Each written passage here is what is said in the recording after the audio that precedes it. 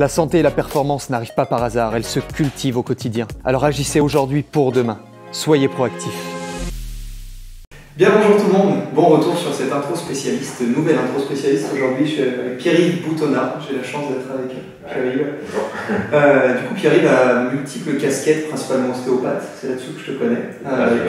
C'est ça, ouais. Et puis aujourd'hui maintenant une autre boîte qui s'appelle G-Move, avec Romain Arias qui n'a pas pu être avec nous aujourd'hui. On en reparlera juste après de cette petite boîte, mais du coup on va commencer avec 2-3 questions simples si t'es ok pour ça. Avec plaisir, c'est pour ça. Impeccable. Pour moi déjà ce serait important qu'on commence par redéfinir un petit peu l'ostéopathie, parce qu'il y a forcément plein d'échanges, plein de discussions là-dessus de la part des gens et tout le monde n'est pas forcément d'accord. Ouais. Qu'est-ce que pour toi l'ostéopathie? Pour moi, comme je dis pour moi, ouais, puisque ça peut ne pas être la même chose pour quelqu'un d'autre, l'ostéopathie, en fait on entend beaucoup divers discours entre les ostéopathes qui souvent ne font pas craquer, les ostéopathes qui font craquer. Il fait une certaine césure entre deux formes d'ostéopathie qui, pour moi, scindent l'ostéopathie telle qu'elle est de base en général. C'est-à-dire qu'un ostéopathe, il doit être capable d'utiliser tous les types de techniques qu'on lui a appris à l'école. Après, on a d'autres spécificités en fonction de nos préférences, nos sensibilités, etc. Et du coup, on vient étayer notre panel de techniques, toujours dans ce but de bienveillance et de traitement de nos patients. Mais pour revenir au fait que, pour moi, l'ostéopathe, il doit être dans sa capacité de faire de la technique mécanique, ostéo-articulaire, autrement appelé cracking, en langage un peu plus général, et les techniques tissulaires, mais aussi les techniques crâniennes, les techniques viscérales. Et il doit savoir user de tous ces outils au bon moment, au bon endroit et avec les bons patients.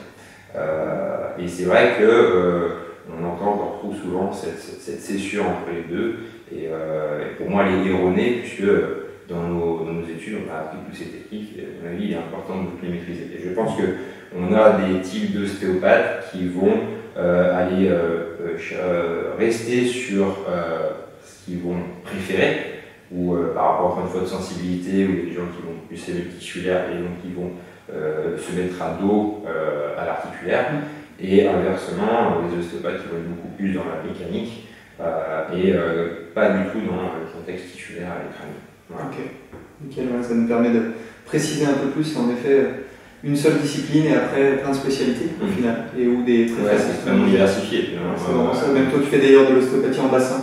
Tout ça, bon, on n'en a pas parlé, mais ça c'est vraiment quelque chose que je vous conseille d'essayer un jour, si vous êtes sur Villefranche. Très sympa. Et du coup l'ostéopathie en apport pour la santé, on la connaît plutôt pas mal, j'ai envie de dire que c'est après les gens qui ont mal au dos ou eu un accident actuellement, ou autres viennent te voir pour remettre les choses en place. Est-ce que c'est un peu ça qu'on pourrait dire? Est-ce que c'est... Alors l'ostéopathie, aujourd'hui, il y a plusieurs formes de patients.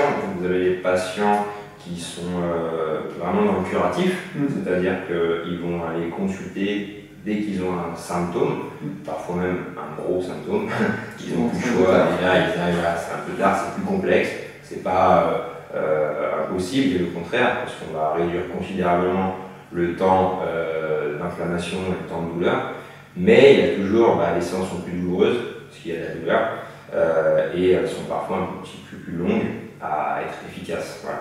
Et puis, il y a notre corporation de patients qui sont, on va dire, les bons élèves, qui écoutent un peu les conseils. Chez l'ostéopathie, c'est avant tout la prévention, et qu'on est extrêmement compétent dans le traitement préventif. C'est-à-dire qu'on peut aller consulter un ostéopathe sans forcément avoir une symptomatologie, une douleur quelconque, simplement en disant ok, ça fait 6 mois, 8 mois que j'ai pas fait de check-up. C'est comme une petite maintenance d'une machine, le corps n'est plus qu'une machine sur Terre, et que comme toute structure en action, ça a besoin d'un peu de libérer certains rouages, de corriger certains trucs. Et nous, en fait, on a cette compétence de pouvoir aller chercher les problématiques avant même qu'elles puissent s'exprimer. Et c'est là où on est efficace, parce que de ce fait, si on fait ce check-up un peu régulier, sans trop en abuser évidemment, à terme, on voit que les problématiques de dos dans les phases type lumbago, cervicalgie, des choses très algiques, eh bien, n'apparaissent plus parce qu'on vient interagir avant que le problème se déclare. Donc 6-8 mois, tu dis en moyenne, ça correspond entre 6 et 8 mois, j'aime bien dire ça. Il y a des patients, en fonction de, c'est toujours pareil, en fonction de comment on va solliciter sa machine. Ouais. Donc, pratique sportive, des choses comme ça. Voilà, sport un peu au niveau ou même amateur, mais avec une grosse charge d'entraînement. C'est des gens qu'on peut potentiellement recevoir tous les 4 mois parce que la machine est quand même plus sollicitée et qu'elle a plus de chances de créer du dysfonctionnement. Une révision voilà. Okay. Et sur une base normale, moi j'aime bien dire 6-8 mois, c'est bien, c'est pas trop gourmand et on est sur une séance max 2 par an et mutuelle, c'est plutôt cool. Donc, ouais, bien, ouais, ok. Génial. Du coup, j'évoquais Gmove au tout début, c'est une petite société que tu as créée avec Romain.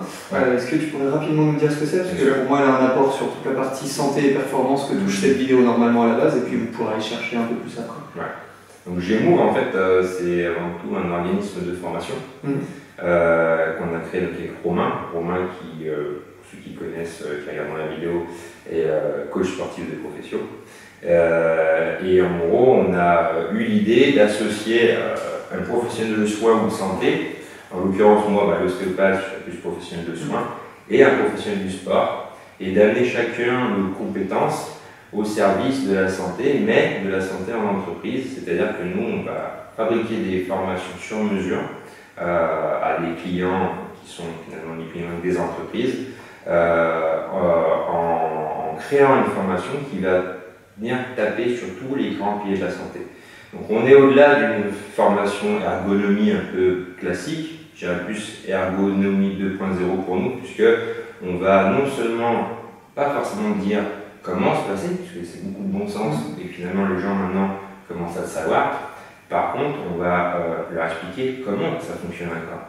On va aller faire de la biomécanique, on va aller faire de l'anatomie, avec une vulgarisation du discours pour que tout le monde puisse comprendre. Non pas qu'ils ne sont pas capables de prendre l'anatomie, bien au contraire, mais que l'anatomie a un dialecte un peu spécifique, un peu scientifique, qui peut vite perdre les gens. Donc on vulgarise, on fait de l'anatomie, je disais, on explique le système musculaire, on explique le contexte biomécanique lié avec la gravité, et comment les problèmes dans le temps vont s'installer. Et à la suite de ça, en fait, après, on donne des outils, des petits outils, peu chronophages, qui ne prennent pas trop de temps, qui sont réalisables, parce qu'on sait que voilà, quelqu'un d'assez sédentarisé, on va pas le foutre en salle de sport, même si ça lui ferait grand bien avec un suivi coaching, etc., pour remuscler les muscles profonds et densifier le fond au lieu de la forme. Eh bien, d'un point de vue santé physique, ce serait merveilleux, mais malheureusement, c'est pas comme ça que ça marche. Et du coup, il ne faut pas que ce soit trop chronophage, mais il faut que ça reste efficace. Donc, on donne des petits outils. Et du coup, on vient pallier donc bioméca, activité physique, étirement. Chaque conseil est étayé avec des planches anatomiques en 3D, avec une explication liée aux symptômes qui peuvent exister. Ce qui fait que tout le monde se sent concerné à un moment donné. Et on finit toujours nos modules par un module alimentation. On n'a pas parlé de nutrition, parce que la nutrition, on entend un peu régime, diététique et donc restriction alimentaire. On travaille sur vraiment les bases alimentaires en expliquant comment une assiette peut potentiellement se constituer, en reprenant les grands nutriments et en expliquant quel est l'impact de ces nutriments sur l'organisme. En fait. Okay. Donc ça reste assez simpliste, mais ça permet de comprendre et de voir en chaque individuel, de savoir eux, ils peuvent se placer en disant ok, mon alimentation, elle n'est pas si mal. Ah non, moi la mienne, elle est carrément à l'ouest. Et comme on explique que l'alimentation c'est du carburant du corps et qu'avec le mauvais carburant on ne va pas vraiment très loin, ben, il faut aller travailler à ce niveau-là, ça fait partie de la santé, etc. Okay. Donc voilà, on va vraiment chercher dans la globalité, comme l'ostéopathie finalement. On respecte tous nos grands préceptes. Génial, super. Donc si je résume bien, en fait, votre formation, donc, outre la partie alimentation, elle se cible sur tout ce qui est la compréhension du fonctionnement de l'organisme, du corps humain, la compréhension du mouvement, comment bien bouger et où, pourquoi aussi bien bouger pour le maintenir sur le long terme, et du coup après, comment mettre ça en place dans le quotidien. Exactement. Voilà, comprendre. Au quotidien, sur le poste de travail, mais aussi bien voilà, au travail que chez eux. Oui, parce que la santé, elle ne s'arrête pas au travail et elle ne s'arrête pas à la maison, donc c'est partout. Donc, voilà. Et en fait, ce qui est important à dire à la fin de tout ça, c'est qu'à l'issue de tout ça, en fait, on leur donne les tenants et les aboutissants pour leur santé. Et le terme, c'est qu'on arrive à la fin, on dit ils sont responsables de leur santé. Parce que maintenant, ils ont les tenants et les aboutissants. Ils savent comment ça marche, ils savent ce qu'il faut faire. Donc maintenant, on les responsabilise de leur propre santé. Et ça, c'est le mot qui est fort parce que aujourd'hui, on est beaucoup pris par la main. Et quand ça ne marche pas, on vient pointer du doigt, entre guillemets, des fautifs. Alors que ni plus ni moins, à un moment donné, il faut se remettre en question soi-même. Sa santé, c'est la nôtre, on a un corps, c'est le nôtre. Et en fait, à un moment donné, faut se mettre face au fait accompli. Et ok, moi j'ai trop de ci, j'ai pas assez de ça. Ben, le corps, c'est une machine fabuleuse, on peut le modifier. Mais ça demande du travail. C'est ça, clairement. Ouais. Du coup, super, j'aime beaucoup. Deux petites questions que je pose un peu à tout le monde à chaque fois que je vais sur la chaîne et on essaie d'être entre guillemets, voilà, sur des réponses les plus sincères possibles toujours. Quelles seraient pour toi les disons, 3 grandes clés du succès au niveau santé, performance, trois choses qui sont primordiales à mettre en place dans le quotidien ou dont il faut s'inquiéter?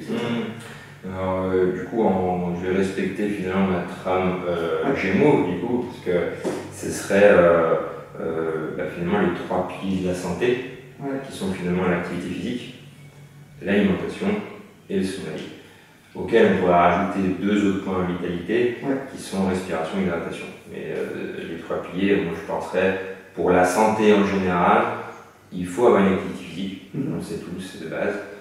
Il faut avoir une alimentation cohérente. On ne parle pas d'équilibré, on ne parle pas de choses compliquées, cohérente. Quand on sait que les protéines ça nourrit le muscle et qu'on a beaucoup de gens qui, sur certains repas, vont pouvoir dans une journée ne pas consommer de protéines, c'est une erreur grave. Parce que le cerveau, le cœur, tout ça, c'est des choses qui vont réagir avec cette protéine et qu'on ne peut pas synthétiser tous les acides aminés. Je ne vais pas rentrer dans les détails, mais du coup, l'alimentation est un pilier fondamental de la santé. Et avec une bonne alimentation, dixit un bon carburant, il y a une bonne énergie, forcément. L'activité physique, mouvement. Le mouvement, c'est la vie. Dans le mouvement, on va générer de l'énergie, comme une dynamo, on va créer des échanges cellulaires, etc. Et que du coup, dès qu'on arrête de bouger, on arrête tous ces échanges, on ralentit l'organisme, et que finalement, en fait, on décroît, on végète, on n'est pas on stagne en fait, et on stase. Les stases liquidiennes, ça ne bouge plus, c'est pas bon en fait. Quand on sait que le retour veineux ou vasculaire va remonter grâce au mouvement de la contraction des muscles et plein d'autres petits systèmes, c'est la lymphatique, tous les liquides auprès du corps finalement, qui vont subir les mêmes forces gravitaires, c'est-à-dire aller vers le bas. Donc là, on est en triple flexion, il va falloir qu'on bouge dans pas longtemps, parce que du coup, on fait forcer la pompe cardiaque, la pompe respiratoire, pour le simple fait d'aller ramener le sang qui descend dans la direction de la petite circulation respiratoire. Et du coup, le sommeil, c'est les phases de récupération. On sait que 5 jours sans sommeil, on dégrade notre cerveau et on frôle la folie, on peut dire qu'on est dans la folie. On a compris que c'est l'outil, c'est le nettoyage du cerveau. C'est là où le cerveau va enlever toutes ces informations dont il n'a pas eu besoin, conserver les bonnes, et c'est comme ça qu'on se refabrique. Le muscle va se reconstruire la nuit, on se régénère, c'est la régénération. Donc, c'est primordial. En fait, on a tout, on a le carburant, on a l'activité qui va dynamiser le cœur, et on a le sommeil pour la récupération. La santé. Super, ça me plaît beaucoup. Ça me bien. Et du coup, finalement, une petite dernière question qui va aller peut-être dans tout ça, mais pour maintenir cette santé qui est alimentée par ce trio dont tu parles, toi aujourd'hui, est-ce que tu as mis quelque chose en place ou est-ce que tu essaies de faire quelque chose dans ton quotidien qui, selon toi, impacte positivement, mais vraiment positivement, ta santé et ou tes performances? C'est sûr. Comme je disais, quand tu me poses la question, il y a un mot qui ressort, qui est quelque chose que je ne maîtrise pas encore à 100%, que je travaille continuellement, parce que je pense que c'est toute une vie, parce qu'il suffit de lâcher, vous comprenez pourquoi ce que je dirai après, il suffit de lâcher une fois pour repartir dans le marasme, voilà, le cercle vicieux inverse. Et c'est la procrastination, c'est-à-dire que remettre au lendemain les choses. Et comme je dis, que ce soit administratif, familial, même sportif, alimentaire, procrastiner à un moment donné, on va toujours dans ces systèmes de perte de mouvement, on ralentit les choses, on végète, et comme on disait il n'y a pas si longtemps que ça, on perd l'estime de soi, donc il y a une sorte de marasme un peu dépressif qui se met en place, un peu syndrome dépressif, parce qu'on se dévalorise et du coup on rentre dans une spirale encore une fois descendante, décroissante, et que le moyen de remonter, c'est de faire les choses en fait. Et plus on attend de faire les choses, plus on a de choses à faire, moins on a envie de faire les choses. Et à un moment donné, il faut se mettre. Et on a tous, je pense, senti ça dans nos vies une fois, un courrier qu'on n'a pas envie de faire, une facture qu'on n'a pas envie de payer. Et puis ça nous travaille, tant qu'on ne l'a pas fait, mais on n'a pas envie pourtant de le faire. Et puis le jour où on le fait, c'est une méga libération. C'est un plaisir incroyable. Et on se dit, mais pourquoi je ne l'ai pas fait avant? Et le pire, c'est qu'on reproduit ça même plus tard. Au lieu de se dire, je l'ai fait une fois, c'est une bêtise, j'apprends de mes erreurs, j'arrête de continuer. C'est pas si simple que ça, évidemment, ça serait sinon. Mais c'est vrai que la procrastination, pour moi, ce serait le truc auquel je combats, parce que c'est un combat, et qui fait que je rentre vraiment dans une dynamique, là pour le coup, une spirale virtueuse du plaisir, de l'estime de soi. Et comme on disait autrefois, je pense que quand on ne procrastine pas, comme le sport, on va sécréter la dopamine, la sérotonine, les hormones du plaisir, etc. et du bonheur. Et je pense que ça fait beaucoup de bien. Et comme tu dis, on a un entrain, ça fait le coup, on a envie de faire d'autres choses. Du coup, on rentre dans une dynamique de mouvement. Au quotidien, génial. Bon, top, la procrastination, faites-y attention, entre guillemets. Après, c'est toujours difficile, ça demande de l'organisation, ça demande de la volonté, de la discipline. Et puis, c'est un peu d'anti, je pense qu'à un moment donné, il y a des phases où on est bien, et puis la vie est compliquée, elle est facile pour personne, on a tous des coups durs, etc. Et des fois, sur ces phases un peu descendantes, on a plus facilement tendance à procrastiner. Il n'y a pas de randonne, c'est pas grave, mais il faut toujours savoir rebondir, c'est la priorité. Génial, merci beaucoup. Je te remercie. Petit terme sur lequel je vous lance, simplement une ouverture avant de fermer cette vidéo, de clore cette vidéo. Procrastination, cousin proche plutôt, perfectionnisme ou perfectionnement. Perfectionnisme, c'est le meilleur terme. Ces deux-là sont très proches, mais ça je vous laisse réfléchir là-dessus, on en reparlera la prochaine fois.